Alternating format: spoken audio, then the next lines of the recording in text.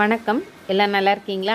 நாங்கள் நல்லாயிருக்கோம். மோரிஸ் பண்ணை விலாக்லேருந்து ஸ்ரீவித்யா சண்முகசுந்தரம் பேசுகிறேன். நம்ம இன்றைக்கி எள்ளு பொடி எப்படி செய்யலான்னு பார்க்கலாம். இந்த எள்ளு பொடி சாதத்துக்கும் சாப்பிட்லாம், ப்ளஸ் நம்ம இட்லி தோசைக்கும் சாப்பிட்லாம். ரொம்ப நல்லாயிருக்கும். அது எப்படி செய்யலான்னு பார்க்கலாம் வாங்க. இப்போ எள்ளு பொடிக்கு தேவையான பொருட்கள் என்னென்னு பார்ப்போம். 2 கப்பு நான் எள்ளு எடுத்திருக்கேன். அதுக்கு ஒரு 12 மிளகா எடுத்திருக்கேன். உப்பு தேவைக்கேற்ப. இவ்வளோ தான் எள்ளு பொடிக்கு தேவையான பொருட்கள். இனி எள்ளு பொடி எப்படி செய்யலான்னு பார்க்கலாம் வாங்க. நம்ம எள்ளு பொடி செய்யும்போது எப்போவுமே சட்டியை ஃபஸ்ட்டு நல்லா சூடு பண்ணிடணும். எள்ளு அப்போ தான் ஒத்தமே இதாகும். ஒரு கப்பு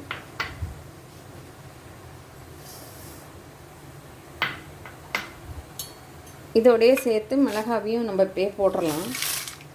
நல்லா படப்படப்படன்னு வெடிக்கும். அது வரைக்கும் நம்ம நல்லா வறுத்தரணும்.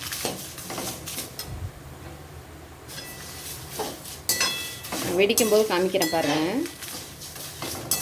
இந்த மிளகாய் இதில் வறுக்கிறது தான். இந்த சூட்லேயே வறுபட்டுருவோம் மிளகாய். பாருங்கள் நல்லா வெடிக்குது பாருங்கள்.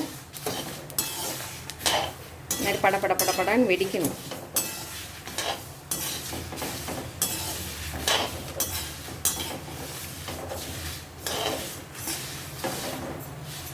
வெடிக்கும் நல்லா.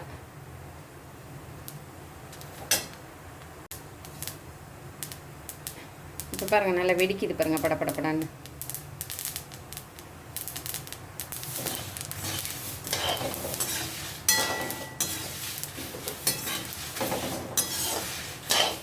நம்ம நல்லா வறுத்ததுக்கப்புறம் இந்த சட்டிலே வைக்கக்கூடாது, கருகிடும். நம்ம உடனே பிளேட்டு மாற்றிடணும். இப்போ பிளேட் மாற்றிட்டு காமிக்கிறேன் பாருங்கள். இப்போ பார்த்தீங்கன்னா நல்லா பிளேட்டில் மாற்றிட்டேன். நம்ம இப்படி இது பண்ணி பார்த்தோம்னா நல்லா பாருங்கள் அப்படியே பொடியாயிடும். நல்லா வறுபட்டுருச்சுன்னா நல்லா அப்படியே பொடியாயிடும் பாருங்கள். இதுதான் கணக்கு. நம்ம ஆறினோன்னே மிக்சியில் அடிச்சுட்டு காமிக்கிறேன் பாருங்கள். மிளகாவும் உப்பும் போட்டிருக்கோம். இதை அடிச்சுட்டு அதுக்கப்புறம் எள்ளு போட்டு அடிச்சுக்கலாம். மிளகாய் பார்த்திங்கன்னா ஃபுல்லாக அடித்தாச்சு இந்தளவுக்கு. இப்போ இந்த எள்ளு எடுத்து போட்டு அடிச்சுட்டு காமிக்கிறேன் பாருங்கள். பாதி அளவாக போட்டால் போதும். அடுத்து பாதி அடுத்து போட்டுக்கலாம். பாதி போட்டு அடிச்சுட்டு காமிக்கிறேன். ஃபுல்லாக ரொம்ப ஓடக்கூடாது. பல்ப் மோடில் தான் வச்சு அடிக்கணும். நம்ம ஃபுல்லாக ஃபஸ்ட்டு செகண்ட் தேர்டில் போட்டோன்னா அது அப்படியே திப்பி ஆகிடும். பல்ப் மோடில் அடித்தா தான் கரெக்டாக வரும். பாருங்கள் இந்தளவு தான் அடிக்கணும். இதுக்கு மேலே அடிக்க தேவையில்லை. இது கரெக்டாக இருக்கும். இதுக்கு மேலே அடித்தா அது அப்படியே கெட்டியாக திப்பியாக போயிடும். இது சரியாக இருக்கும். பாருங்கள் செகண்ட் தான் அடிச்சிட்டோம். இப்போ ரெண்டையும் போட்டு கலந்துட்டு காமிக்கிறேன் பாருங்கள். எள்ளு பொடி முடிஞ்சிடுச்சு. ஃபுல்லாக எல்லாத்தையும் கலந்தாச்சு. எல்லாம் கலந்தாச்சு. இன்றைக்கி புரட்டாசி சனிக்கிழமை சாதம் பச்சரிசி சாதம் வச்சு ஆற வச்சுருக்கேன். இதை இப்போ போட்டு இதை கலந்து கோயிலுக்கு, பெருமாள் கோயிலுக்கு எடுத்துகிட்டு போகிறேன்.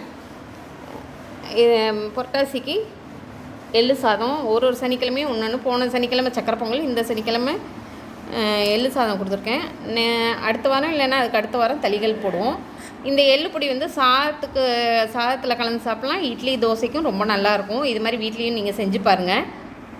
இப்போ பாருங்கள் எள்ளு சாதம் கலந்து வச்சாச்சு. இனி பாத்திரம் மாற்றிட்டு கோயிலுக்கு கொடுத்துருவேன். வீட்டு சாமிக்கே கொஞ்சம் எடுத்து வச்சு நைவேத்தியம் பண்ணிடுவேன்.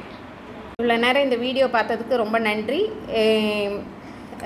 லைக் பண்ண எல்லாருக்கும் நன்றி. சப்ஸ்கிரைப் பண்ண எல்லாருக்கும் நன்றி. தேங்க்யூ.